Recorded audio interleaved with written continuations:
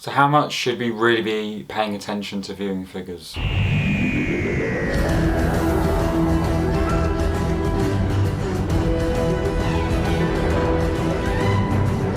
Hello guys, welcome back to New Who HQ. I am Matt, and today I am going to be talking about viewing figures, which is something which for many years has sort of dominated many programmes, but especially Doctor Who.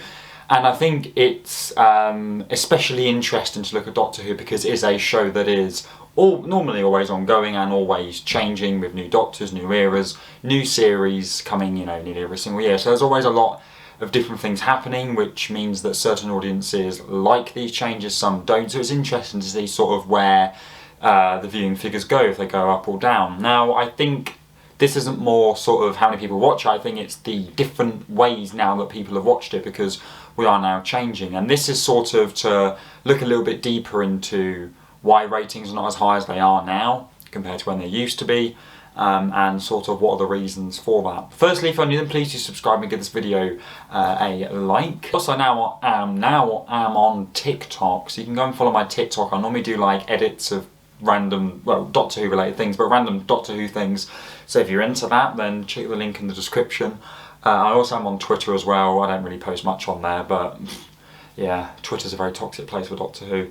That's a good video idea. So this is going to be yet again related to New Who. I know that this is a New Who channel, but sometimes people are like, why are you speaking about New Who? I'm very aware that Classic Who was a thing, but obviously if we're talking about ratings, it's going to be even more different because we didn't have everything that we have now back then. So obviously a lot more people would be watching because there is no iPlayer, etc. So according to Barb, which is where I get a lot of these figures from, it's a very reliable sort of platform to use, is Voyage of the Damned, which was watched by 13.3 million people, which was the 2007 Christmas special. That is currently the highest one from New Who of live viewers. And a little shout out for the classic fans out there.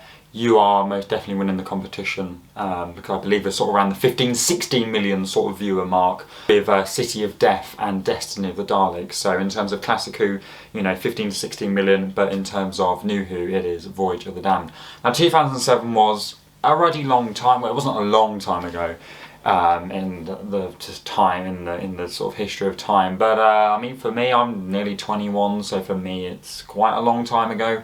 But in terms of sort of the media world as we know it now, a lot has obviously changed since then, and even though things may be around that we still use today, it's about how high, sort of how big they were. And I think BBC iPlayer is definitely the biggest factor in why ratings are decreasing, and you could sort of see that more sort of around sort of Matt Smith going into Capaldi, because Capaldi and Whittaker are two very popular doctors, and Whittaker may be controversial, but she is loved by many. Her viewers were down massively, talking sort of 4 to 6 million viewers compared to David Tennant on average was sort of getting 7 to 8 to 9 million. So you got a few million people dropping off there. I mean, firstly, you got to remember that people are not always going to be watching live. Doctor Who, on average, is sort of on time, around the time of 6-7 o'clock, which, families are not always going to be sitting around the sofa at that time ready. Life gets in the way, especially if you've got kids, stuff is going on. So of course, you're not always going to be watching live. So you think how many people are going to be catching up on that. There's going to be a fair few extra million people that could be doing that. Of course, it's always on like a Saturday or a Sunday night, so people are going out, So basically, life gets in the way, which means that certain viewers cannot obviously watch at that time, which is why overnight, after a week, after 2 weeks, after a month, the viewer count obviously gets a lot higher. Now, this video isn't me saying the reason why viewers have gone down in Whittaker or Capaldi is because their eras have got worse, which I disagree with. I think Capaldi's era is very strong and arguably the best era from Doctor Who. So I'm definitely not getting sort of into that. And as I said, Whittaker is very popular. So there's, yeah. I think now we have found out about iPlayer, which has become accessible for everybody. and it's sort of become this hub for Doctor Who where you can watch it whenever you want. And the 60 specials are the sort of newest, that obviously does include the Christmas special with Ncuti Gatwa, the newest viewing figures that I can lead example from. Overnight they were sort of around the 5 to 4 million. I mean, the first episode got 5 million, then it was 4 million, you know, 4.8, 4.6, 4.7, so sort of around the same, sort of higher of the 4 million mark. And obviously if we're comparing that to older viewers, that is, you know, not far off and 10 million short of many of the people that watch David Tennant's Christmas special. Overnight figures do pump this up quite a bit. We're adding almost over 3 million viewers in that, and that was just on the 7 day. We don't know about 28 day yet. I think that was released, but it sort of went up again by about 1 million or so viewers. So you're basically gaining back what David Tennant had when he was live. So yeah, I mean, in 2022 to 2023, Doctor Who was the most watched television show on BBC iPlayer out of anybody else. Now, the FIFA World Cup, I don't really count that, but that did get more streams. I mean, the World Cup normally beats absolutely everything. That got 92 million streams. Doctor Who came in second with 56 million, and then Peaky Blinders came in third with 55 million. That beat the likes of Commonwealth Games, Waterloo Road, Strictly Come Dancing, Silent Witness, Match of the Day, Wimbledon with the tennis, and Death in Paradise. So you got high-end entertainment and dramas that the BBC sort of have, plus a lot of sports events which Doctor Who beat.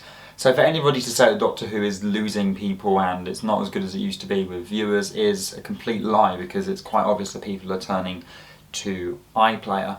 iPlayer has now become sort of the home for Doctor Who in terms of now, you know, with the classics you couldn't get them, you have to go through BritBox or something like that, you couldn't get it on iPlayer. Now you can. You've now got, you know, 2023 onwards is going to be on sort of iPlayer.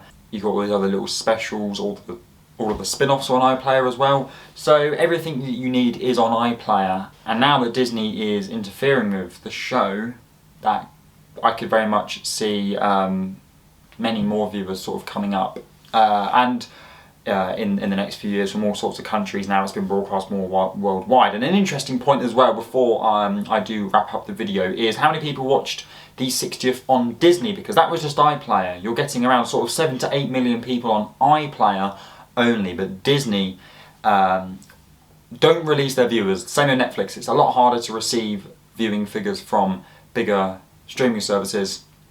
But what we do get is that Doctor Who was in the top 10 for a week and a half, I do believe. So you can average a few million, I would say. So you could easily round it up to more than 10 million people watch the specials.